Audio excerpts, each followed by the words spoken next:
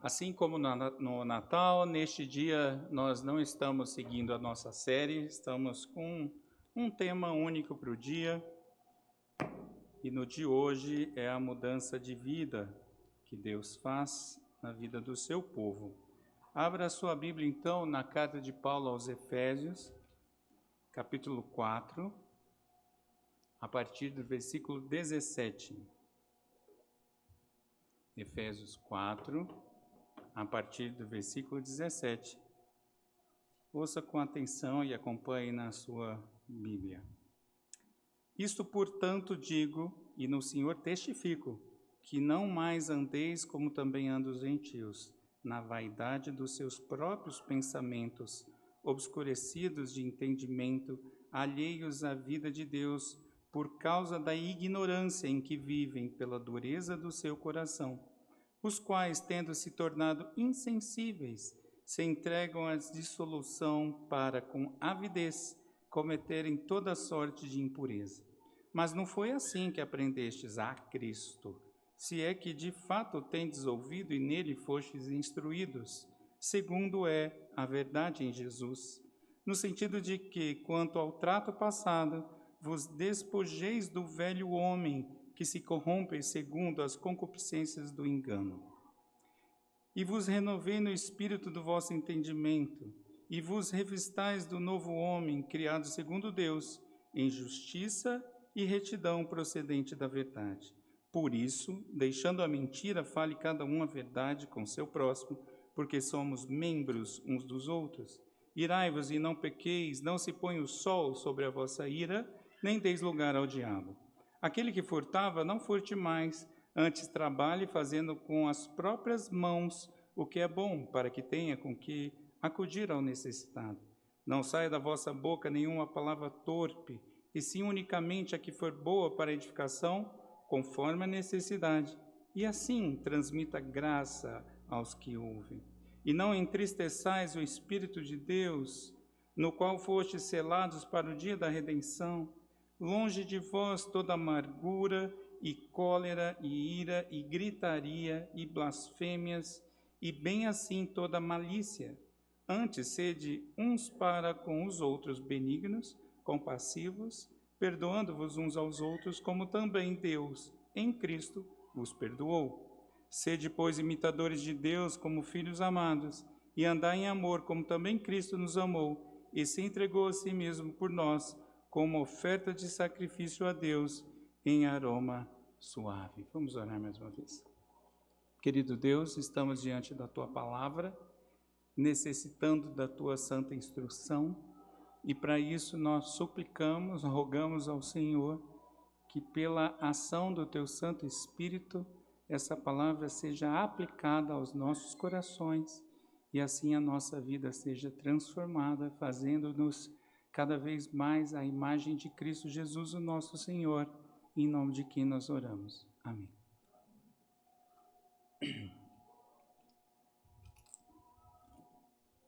Cadê as crianças? Estava com saudade delas, não é? Pensei nelas esses dias, que saudade dessas figurinhas. Depois eu conto umas para vocês que têm surgido. Mas as crianças, eu tenho um desenho para sugerir.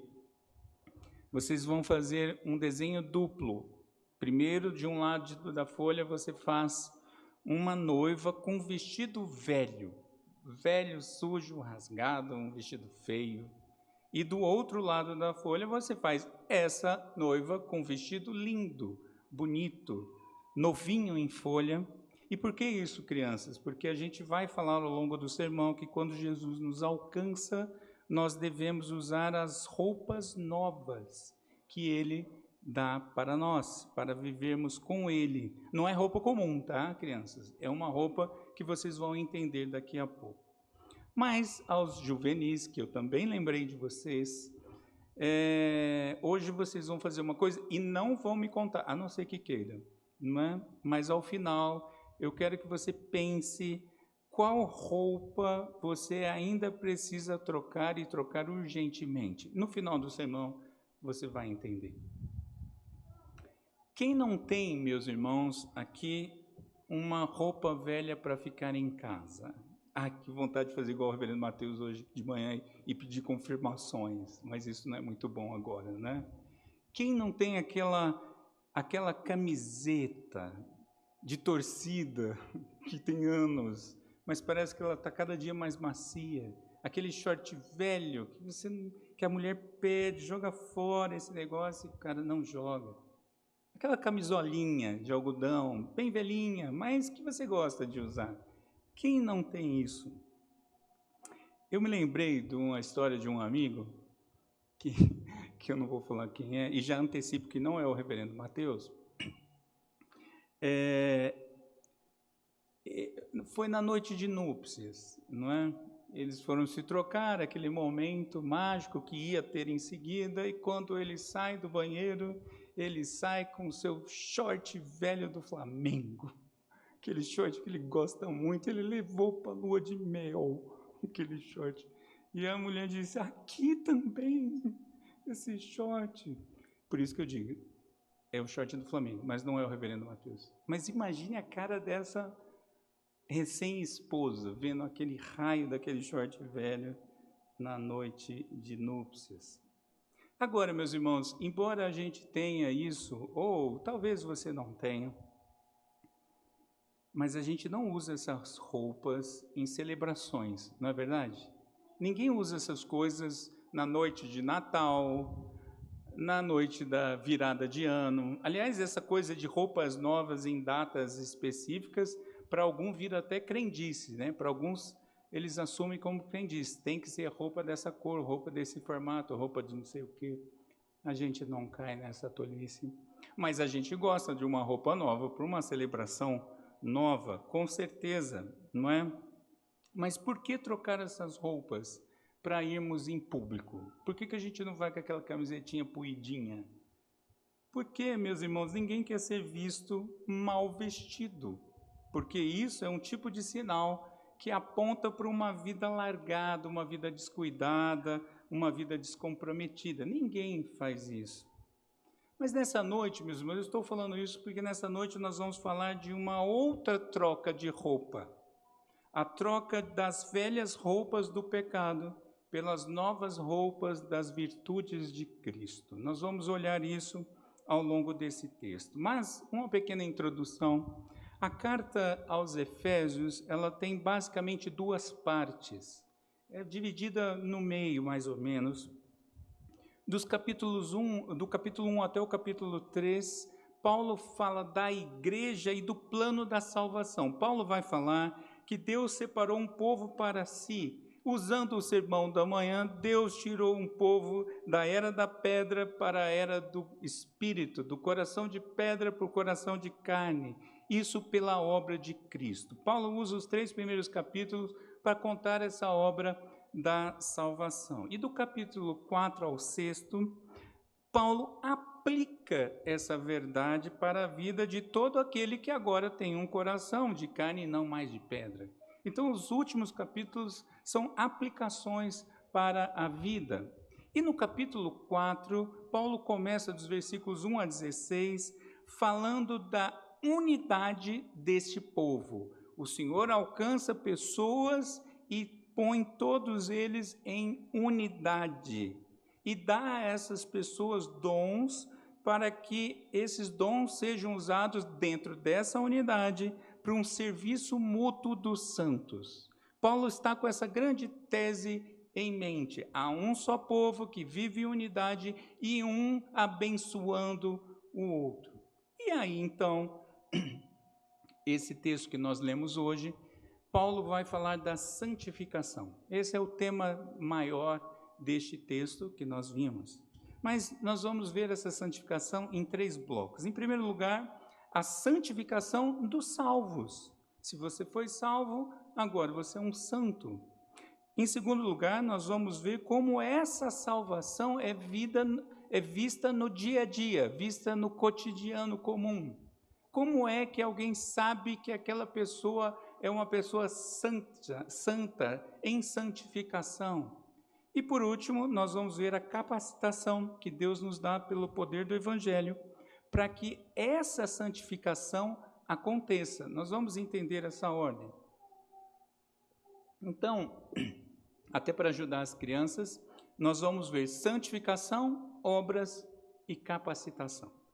Em primeiro lugar, dos versículos 17 a 24, nós vamos ver a santificação dos salvos. Paulo começa tratando de 2 tipos de vida. Ele fala que existe uma vida mundana, ou seja, daqueles do coração de pedra, e ele fala que existe uma vida celestial, do espírito, o povo que já tem um coração de carne. E para estes, Paulo exorta então os crentes a não andarem conforme o padrão dos gentios, conforme o padrão dos incrédulos. Ou seja, se você foi alcançado, agora você tem um novo tipo de vida. É o que no jargão evangélico é: primeiro Deus tira a pessoa do Egito, depois ele tira o Egito de dentro da pessoa. Porque é uma mudança de vida. E Paulo está falando, não faça mais o que vocês faziam.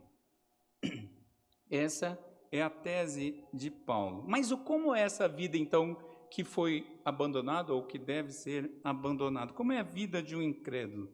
Veja 2 detalhes, versículos 17 e 18. Em primeiro lugar, o incrédulo ele tem uma mente vazia e em trevas. Veja, Paulo está falando que essa pessoa vive na vaidade dos seus próprios pensamentos, acha que seus pensamentos têm valor, obscurecidos de entendimento e alheios à vida de Deus, totalmente distante do Senhor. E por causa de 2 condições: ignorância de Deus e dureza de coração. Quem não conhece Deus e tem um coração endurecido, vai viver de forma fútil, um fútil procedimento, como diz o apóstolo Pedro na sua primeira carta, 1,18. Quem não tem essa condição vive de maneira fútil. Mas Paulo ainda vai falar de uma dimensão da alma, uma alma que é insensível, tão insensível a ponto de viverem em dissolução, versículo 19, ou seja, essa palavra é curiosa porque viver em decomposição, a pessoa está vivendo e se decompondo, achando que está tudo bem, desejando intensamente esse péssimo padrão de moralidade, e a palavra que ele usa aqui, esse desejo forte, é muito forte mesmo, com todas as forças, que os levam a cometer toda sorte e todo tipo de impureza, torpeza, de forma, ainda tem mais um detalhe, de forma desenfreada, sem freio, vive vida louca mesmo. É assim alguém sem o Senhor. Sabe aquela hora que você olha para umas coisas, alguns noticiários, ou mesmo você fica sabendo de notícias, talvez até de colegas de trabalho, alguma coisa do tipo, e você faz aquela pergunta: como é que alguém faz isso? Uma barbaridade, uma violência, que você fala, gente, isso é bestial. Como que alguém faz uma coisa dessa? E a resposta é essa que Paulo deu. Eles vivem no padrão de vida do velho homem, do homem caído, do homem que está morto nos seus delitos e pecados. Esse é o padrão que Paulo está falando. Vocês eram assim, vocês eram desse jeito, mas eu os tirei, vocês não são mais assim. Agora vocês vivem de forma diferente. Vocês vivem não de uma vida mundana, mas vocês vivem agora uma vida celestial, espiritual, uma vida cristã. Vocês são diferentes, agora versículos 20 a 24. Porque o cristão teve a mente clareada, iluminada pela luz de Cristo. E por isso ele tem uma vida conscientemente ativa, segundo o ensino de Jesus. Veja, o crente ele tem uma fé pensante e atuante. Às vezes a gente ouve, nesses evangelismos, venha do jeito que você está. Ok, isso é verdade, mas você tem que contar a história toda. Venha do jeito que você está, porque você vai ser transformado e vai mudar esse jeito. A gente não vai querer mais o jeito que você está. Tem que ter mudança de vida. E é por isso que a gente vê algum cristianismo com tantos maus testemunhos, porque a pessoa só veio como estava e continua dentro da igreja. Mas não, tem que mudar esse padrão de vida, porque agora a nossa mente, o nosso coração foi mudado pelo Senhor. E por isso Paulo fala 3 coisas, versículos 22, 23 e 24, ele fala assim: primeiro, você deve se despojar, abandonar, deixar totalmente para trás o velho homem, as velhas roupas, a velha vida de engano. Paulo está falando, agora vem essa analogia de Paulo falando: tira essa roupa e deixa para trás. Essa roupa está encardida, manchada, suja, destruída, não serve, deixa para trás. E não só isso, vocês precisam renovar o entendimento, trocar o entendimento velho pelo novo e se revestir do novo homem. Esse novo homem, meus irmãos, não é invenção, é aquele homem do Éden, o homem segundo o padrão de Deus, homem e mulher, é claro. Segundo o padrão que Deus estabeleceu, viver segundo o propósito original de Deus. É como a gente canta aquela música: eu quero voltar ao início de tudo. É isso, voltar ao padrão que Deus espera de nós. E é isso que Paulo está dizendo com muita ênfase. No começo ele diz que eu testemunho isso, e a palavra ali é martírio. Paulo está falando: olha, o meu testemunho é esse, de que vocês foram mudados de vida, agora vivam assim. E quem vive assim, vive em justiça. E o que significa isso? Numa relação adequada com os outros, e vive também em retidão, uma relação adequada com Deus. Se você quiser conhecer como está a vida da pessoa, se você quiser conhecer esse padrão, você vai descobrir o padrão de Deus. Porque pensa ao contrário, se você quiser conhecer se a pessoa tem intimidade com Deus, é só ver como ela está se relacionando com outros. E Paulo está falando: vocês têm que viver em justiça e em retidão. Esse é todo o conceito desse bloco. Porque, meus irmãos, velha vida é como aquela velha roupa que eu comentei, que parece tão confortável, não é? Da qual a gente não tem mais nem vergonha de usar. Às vezes está até meio furadinha, e os de casa veem nessas coisas. Os de fora talvez não, mas a pessoa já não tem mais nem vergonha de usar dentro de casa, porque já está acostumada com o ruim, com o velho. Mas, por exemplo, imagine uma noiva, meus irmãos, entrando para se casar com aquela camisolinha que ela gosta muito, velhinha, super confortável. Ela fala assim: gente, eu quero entrar, meu casamento é minha regra, eu quero entrar com o que é confortável. Você já viu isso acontecer? Claro que não. Por quê? Por que, meus irmãos, alguém não faz isso? Porque ninguém quer se apresentar diante do noivo e dos convidados. Nenhuma noiva em sã consciência quer se apresentar diante do noivo e dos convidados de maneira ruim. E isso é a nossa vida também. Nós não podemos nos apresentar diante do nosso noivo, que é Cristo, maltrapilhos, com os velhos pecados borbulhando por aí.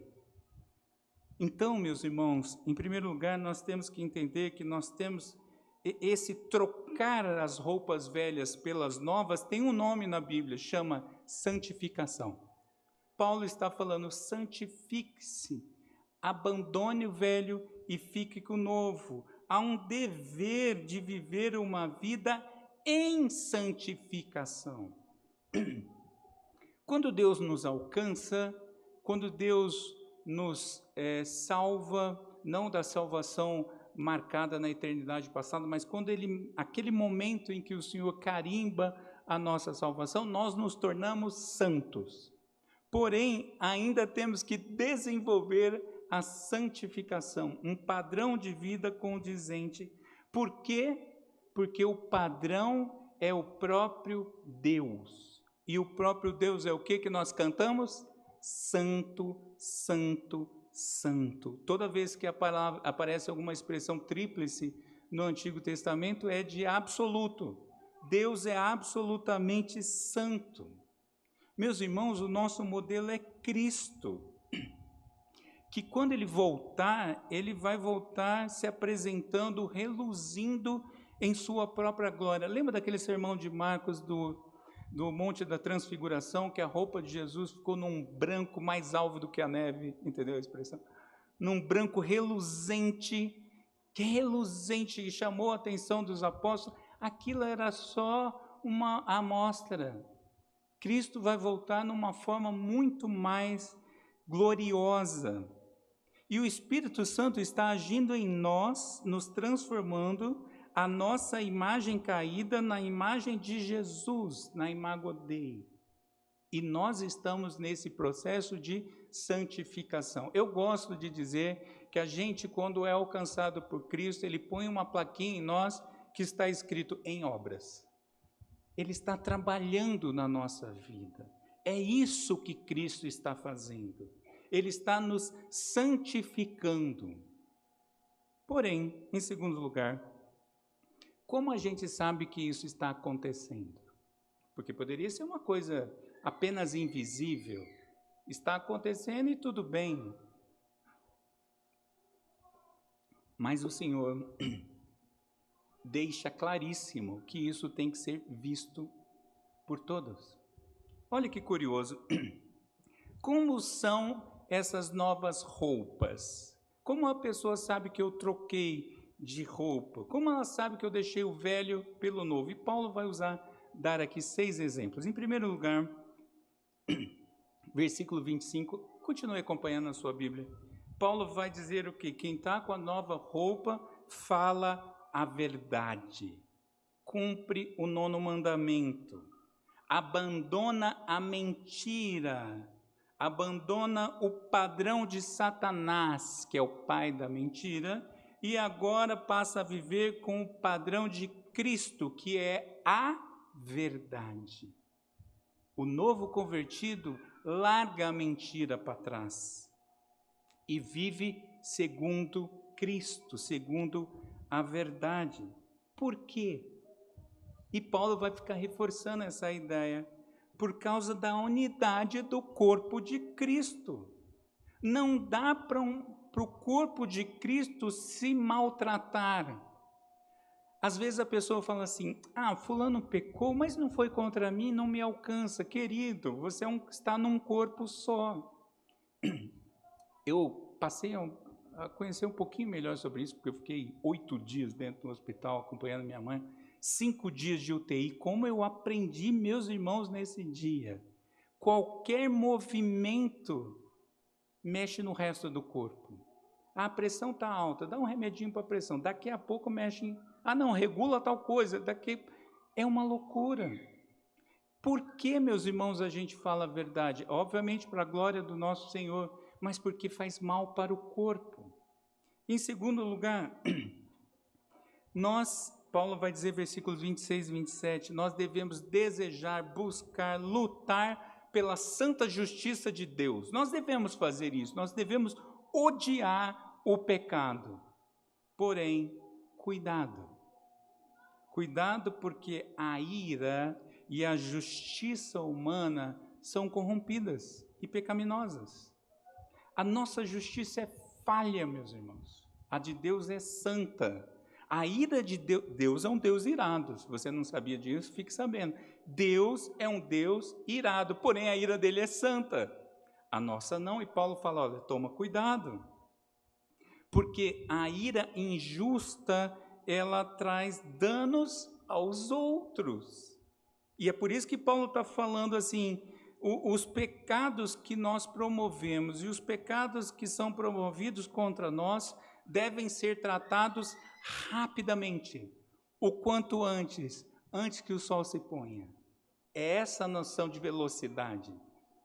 E isso nos aponta para Mateus 18, ali de 15 a 22, quando alguém pecar, quando você vai lá e chama a pessoa, e aí a pessoa fala assim, pastor, eu já perdoei no meu coração. Eu já perdoei, pastor, no meu coração. Você já falou com ele? Não, porque cada um segue seu rumo.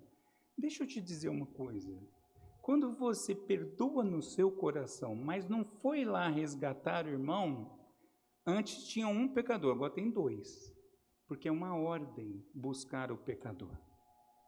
E a gente tem que tomar cuidado com isso. E se nós não cuidamos dessas coisas, usando mais um jargão dos nossos irmãos pentecostais, que eu gosto muito desses jargões, e hoje eu estou assim, saudade, não é? Vendo Mateus assim de manhã, a gente dá brecha para o inimigo, é o que o apóstolo Paulo está falando. Meus irmãos, a guerra que nós lutamos contra Satanás não tem trégua. Satanás não vai assim de segunda a sábado e no domingo, no dia do Senhor, dar um descanso, porque todo mundo tem que descansar. Não, querido, não funciona assim. Nós não podemos baixar a guarda nessa guerra. E a gente baixa a guarda quando nós nos tornamos irados injustamente. Em terceiro lugar, versículo 18, seja produtivo.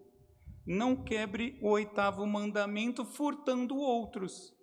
Porque o contrário do roubo não é apenas parar de roubar. O contrário do roubo é trabalhar para, inclusive, socorrer os necessitados. Depois leia o Catecismo Maior, perguntas 140 a 142, para você perceber as diversas formas que nós podemos furtar alguém. Eu não vou me dedicar muito a isso. Mas nós não podemos mais furtar, agora a gente trabalha para abençoar, inclusive, outros.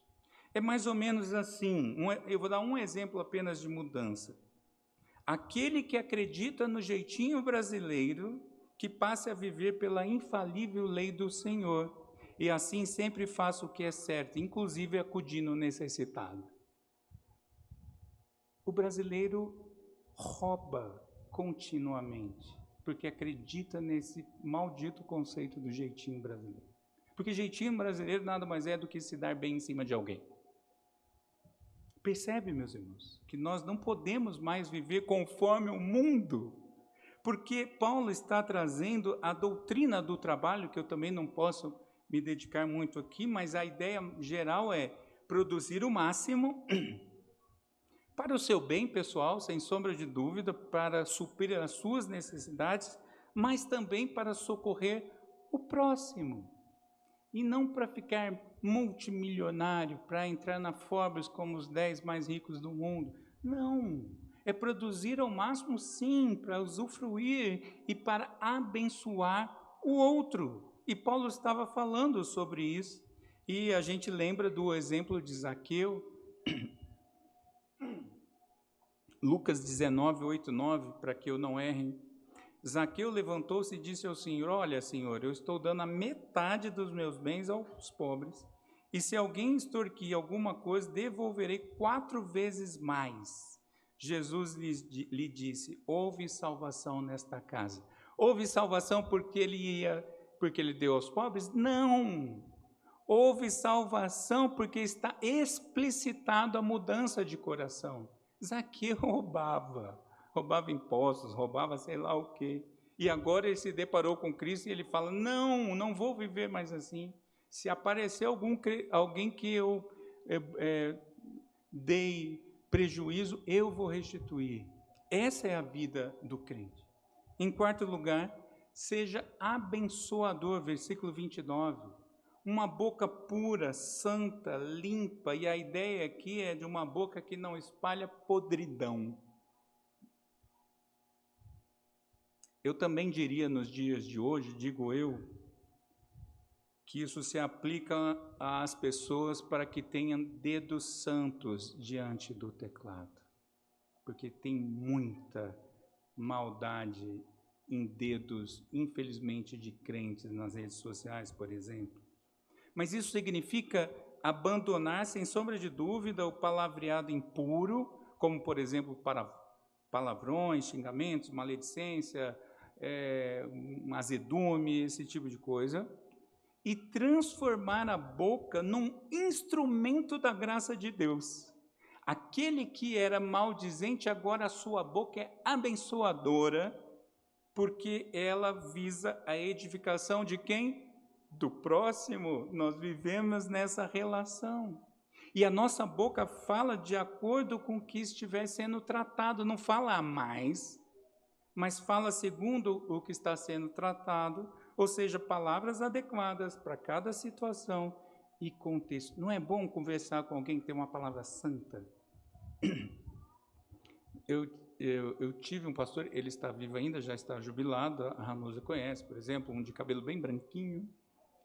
Não tem uma vez que você entre no gabinete desse homem e não saia bem. Não é verdade? Esse aspecto ninguém pode falar dele. Você entra no gabinete dele mal, você sai bem, porque que palavras doces, abençoadoras, benignas, saudáveis. É essa a nossa boca. Mas em quinto lugar, versículo 30, não entristeça o Espírito de Deus. Meus irmãos, para pensar. O Espírito Santo habita em nós. E toda vez que você peca, o Espírito se entristece. Eu estou mastigando esse texto há uma semana. É duro de engolir isso. Porque às vezes a gente fala, ninguém está vendo, foi só no meu pensamento, eu estava trancadinha no meu quarto quando eu desejei a morte de A, B ou C. E o Espírito Santo que habita em você. Em sexto, sim, porque o Espírito Santo está nos preparando para o dia de Cristo.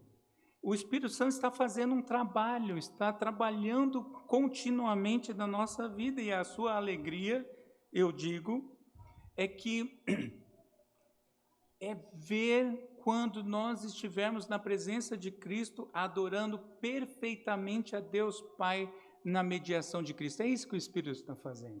E a gente entristecendo o Espírito com os pecados. E em sexto lugar, nós devemos abandonar o espírito faccioso. Porque, veja, é justamente o espírito de divisão que promove, acompanhe na sua Bíblia, versículos 31 e 32, que promove o quê? Amargura, cólera, ira, gritaria, blasfêmias, malícias. Tudo isso, meus irmãos, aponta para o egoísmo, para sentimentos egoístas. E todo egoísta se recusa à conciliação. Por isso que fica essas coisas borbulhando dentro da gente. Ao contrário, então, Paulo fala para adotar um espírito unificador de uma mente renovada. Porque se temos uma mente renovada em Cristo, a gente promove o quê? Diz o texto: benignidade, compaixão e perdão. Nós somos o povo do bem, da compaixão e do perdão. Como? Como que eu perdoo, pastor? Está tão difícil de engolir algumas coisas. O texto fala, a referência é o perdão de Deus por meio de Cristo. Cristo nos perdoou sem que fôssemos dignos desse perdão. Meus irmãos, se você tem dificuldade de perdoar, faz um exercício no espelho. Vai lá e olha, e você vai ver que aquele que está no espelho não merecia perdão. E Jesus perdoou. E se ele te perdoou, por que você não perdoa? E sabe por que essa ideia está aqui, meus irmãos? Porque a referência é o nosso Senhor, e por isso nós não temos outra opção, porque tem gente que fala assim, pastor, eu não estou pronto ainda para preparar, eu não estou preparado ainda para perdoar, meu coração ainda não está pronto. Querido, não tem essa condição. Porque perdoar é um dever. É chegar diante de Deus, você está com um sapo atravessado, engole esse sapo e perdoa em nome de Jesus.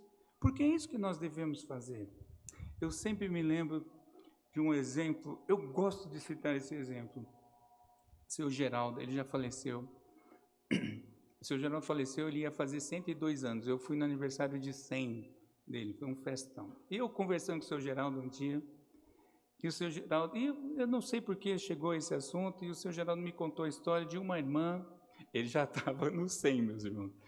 Aliás, no aniversário de 100 anos, ele leu a Bíblia novamente, inteira, né? Eu falei, seu Geraldo, quantas vezes você fez? Ah, só umas 3. Achei que ele ia falar 100 vezes. Mas ele falou assim, que uma irmã chegou para ele e falou, irmão Geraldo, tal dia eu fiz tal coisa, eu pequei contra o senhor, me perdoe, irmão. E ele disse assim, eu tenho opção? E ele estava certo, essa é a teologia perfeita, nós não temos opção, nós temos que perdoar. E é isso que Paulo vem falando, são apenas alguns exemplos. Então, lembre-se, meus irmãos, a nossa ordem que Deus nos dá é uma ordem, é trocar as velhas roupas pelas novas roupas, os pecados pelas virtudes de Cristo. E isso tem que ser visto por todos, não para a nossa própria glória, mas para a glória de Cristo. Meus irmãos, eu fiquei tentando pensar num exemplo sobre isso, e nem sempre a gente tem tão boas ilustrações, mas eu imaginei uma. Eu imaginei eu levando a Tati até o guarda-roupa lá em casa e eu dissesse assim para ela, Chuchu, vocês sabem, né? Chuchu, e ela está vendo lá em casa, Chuchu, eu tenho uma ordem para você, que você tem que, e é assim, né? Que você tem que cumprir essa ordem. E essa ordem é, você vai trocar todas as suas roupas, acessórios, joias, calçados, bolsa, tudo que você tiver, por tudo novo, absolutamente novo. Mas, as mulheres já estão assim, né? Mas, tem uma condição, ela vem, tem uma condição, Chuchu, tem que ser somente nas lojas do Iguatemi. Não pode ser outra loja. Eu me recuso que você troque em outra loja. Ah, mas o meu calçado que eu gosto tanto é para um Louboutin? Sim. Ah, minha joia é aquela que você deu de aniversário faz tempo, tal, por uma da Tiffany? Sim. Tudo, mas só pode loja lá dentro. Vai trocar tudo. Meus irmãos, Cristo nos ordena algo melhor ainda. Cristo nos ordena a trocar as nossas velhas roupas pelas novas que Ele conquistou com seu sangue na cruz do Calvário.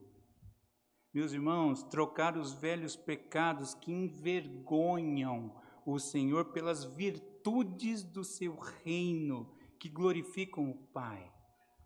Roupas de uma grife infinitamente superior, é a grife de Cristo. Não é essas camisetas escritas eu amo Jesus. Não. As virtudes de Cristo, porque essas roupas, elas não deterioram, elas não estragam, elas são para a eternidade. Você vai vestir novas roupas para a eternidade, uma eternidade que já começou aqui. Por quê? Porque você vai estar diante do Rei dos Reis. Você vai para o altar nas bodas do Cordeiro, você é a noiva. Me diz, no dia das bodas do Cordeiro, você vai estar com que roupa? Velhinha? Poída? Não, nós não estaremos assim, porque Deus está trabalhando nas nossas vidas e nos dando condição para mudar de roupa. E aí eu entro no terceiro ponto, capítulo 5, 1 e 2. Que é sobre a capacitação pelo poder do Evangelho para que essa santificação aconteça. Porque, veja, eu vou seguir o exemplo anterior, eu não acabei propositalmente. Eu daria, viu, Chuchu? Daria essa ordem para a Tati e ela fatalmente me faria a seguinte pergunta: como você vai pagar por tudo isso no Iguatemi? E sabe o que eu responderia? Nada, porque eu não conseguiria. A mesma coisa tem a ver com as virtudes de Cristo. Para pensar, você é um pecador, mesmo que alcançado, mas você é um pecador. Como você pode vestir as roupas de Cristo? Como você, um pecador, conseguiria pagar por essas roupas? Como que você pode conquistar as virtudes de Cristo sendo um miserável pecador? Como? Não consegue. Já pensou se o sermão acaba aqui? Sairíamos todos deprimidos. Mas tem uma resposta para essa equação. Cristo pagou a conta, aleluia. Cristo pagou essa conta. Veja, Ele nos amou. E qual é esse pagamento? O texto, Paulo está explicando ali. Ele nos amou e Ele se entregou em nosso lugar como oferta e sacrifício a Deus, diz o texto. Mas não foi só isso. O texto ainda diz mais. Diz que essa oferta e esse sacrifício foram recebidos pelo Pai como um aroma suave. Porque Deus aceitou o sacrifício de Cristo. E porque Ele aceitou o sacrifício de Cristo, agora a gente está capacitado para trocar de roupa. Disse o Senhor na cruz, tetelestai, está consumado. O sangue de Jesus pagou essas roupas novas. Aquele pecado imundo que mancha, agora é alvejado, centrifugado no sangue de Jesus. E você agora usa uma roupa nova. Como? Porque veja, é verdade, não é? Que é difícil de jogar aquela camisetinha velha que você gosta? De vez em quando, eu acho que roupa anda. Porque de vez em quando desaparece uma dessas roupas velhas que eu gosto. Elas desaparecem do meu guarda-roupa. Mas é difícil de desapegar. E isso, meus irmãos, é exatamente a mesma coisa com o pecado. Infelizmente, é difícil de jogar fora o pecado que nos assedia. É difícil. É uma luta diária, luta constante. E o que Paulo diz então para fazermos? Como é esse processo? Paulo diz então assim: imitem a Deus. Essa é a nossa obra. Imitem a Deus porque vocês são filhos amados. E a palavra aqui de imitação é mímica mesmo. Sabe aqueles jogos que você tem que imitar perfeitamente ao outro? É isso que Paulo está falando. Imitem a Deus. Sabe, crianças que imitam os pais. Eu vou citar a Gigi. A Gigi, quando era pequenininha, a Tati sempre saía com bolsa assim, pendurada. E aí a gente um dia falou, vamos sair. Eu acho que ela ouviu essa expressão. E daqui a pouco vem Gigi, meio pendente, com a bolsinha dela pronta para sair. Era a Tati todinha. Imitando. E é isso que nós temos que fazer. Nós temos que imitar as virtudes de Cristo. Mas não é só imitação de imitador, sabe imitador? Que imita voz e trejeitos. Não, é imitar na prática. Nós temos que ser um espelho de Cristo. Nós temos que viver imitando a Cristo diariamente. Porque essa capacitação para abandonar as velhas roupas vem do próprio Cristo. E quando nós imitamos a Cristo, nós estamos capacitados pelo poder do Evangelho da cruz. Nós já fomos abençoados. Agora a gente imita a Cristo. Siga o mestre, não é aquela brincadeira? Faça tudo que o mestre mandar. Se tem uma coisa que dá tristeza, é ver quando um filho imita seus pais com os erros.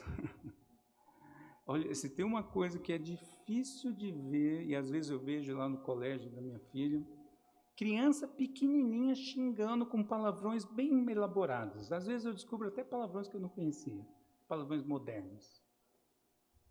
Se uma criancinha do infantil está falando palavrão, você acha que ela aprendeu aonde? No colégio? Em casa. Mas está imitando. Porque o que a gente gosta como pais é quando é positivo, não é mesmo? Quando os filhos fazem uma coisa e aí vem aquela máxima maravilhosa, o céu se abre e sai aquela voz assim, tal pai, tal filho. E aí a gente dá até uma inchada assim. Porque é isso, imitação do que é positivo. E o que se espera, meus irmãos, de um cristão é justamente que digam dele tal pai, tal filho. Porque nós somos aqueles que imitam a Cristo, que é o modelo perfeito da nossa imitação. A gente não imita outras pessoas, outras vertentes, outras ideologias, a gente imita a Cristo. O cristão, ele faz isso porque ele foi capacitado pelo amor de Deus, o amor sacrificial de Cristo. Cristo já pagou a conta, você agora é só vestir essa roupa e seguir a Cristo. O crente, ele segue os passos de Jesus, ele pisa onde Jesus pisa, ele age como Jesus age. Por isso, ele é chamado de cristão. Por que nós somos chamados de cristão? Porque nós somos cristinhos, pequenos cristos, imitadores de Cristo. E é isso que nós temos que fazer, meus irmãos. Nós temos que fazer isso.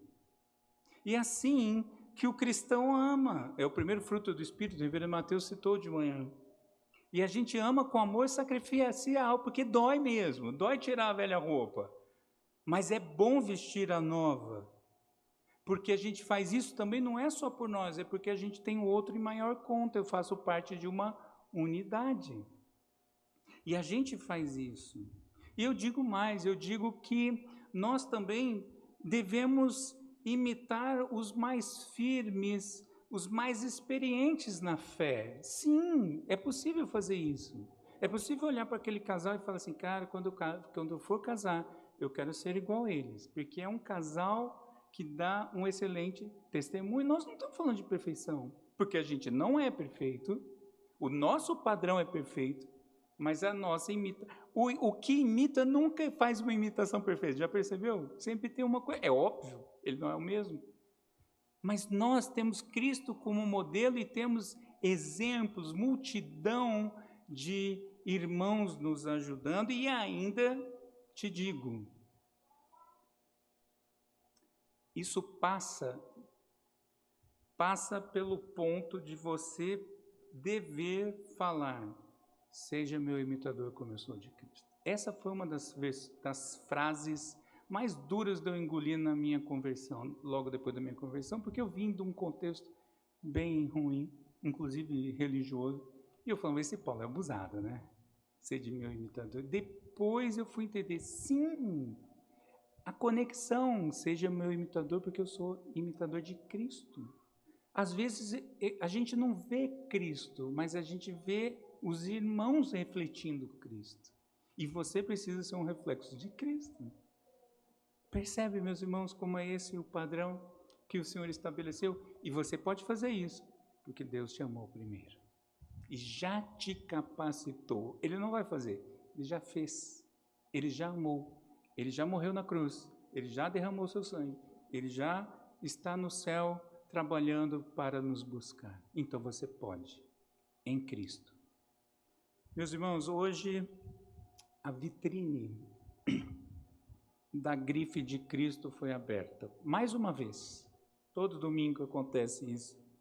Mais uma vez a vitrine de Cristo foi aberta para que você se vista de forma adequada para viver na presença de Deus e diante do mundo. Como você vai sair daqui hoje à noite?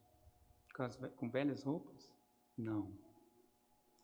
Faça uma retrospectiva de 2022 e perceba se ainda existe aquela velha roupa, aquele trapinho que precisa ser jogado fora, aquele descuido que te assedia. Poxa, pastor, mas está difícil.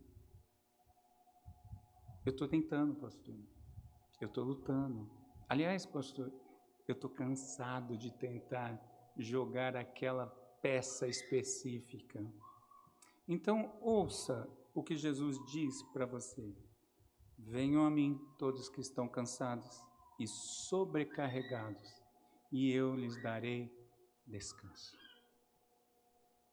Neste ano, 2023, as mensagens de WhatsApp de final de ano e virada de ano, né? Feliz 2023, estrelinhas piscando, aquelas coisas todas, paz e luz. Fico pensando, o que está falando essa frase? Porque não diz nada. O que a gente precisa é de Cristo.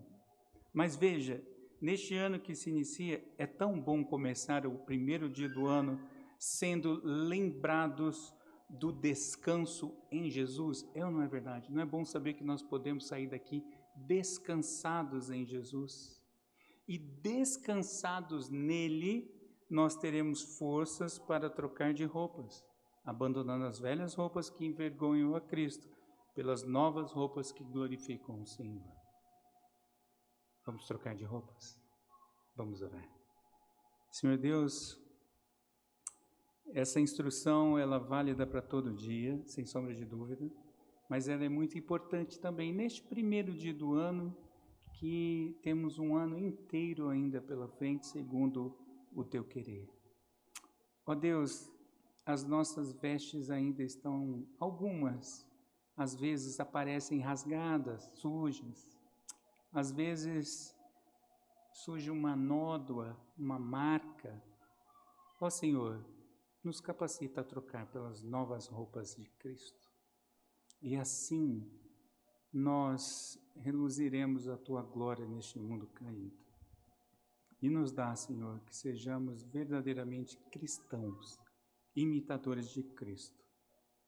E as pessoas olhando para nós, percebam algo diferente, um aroma diferente, um cheiro diferente, o verdadeiro perfume de Cristo.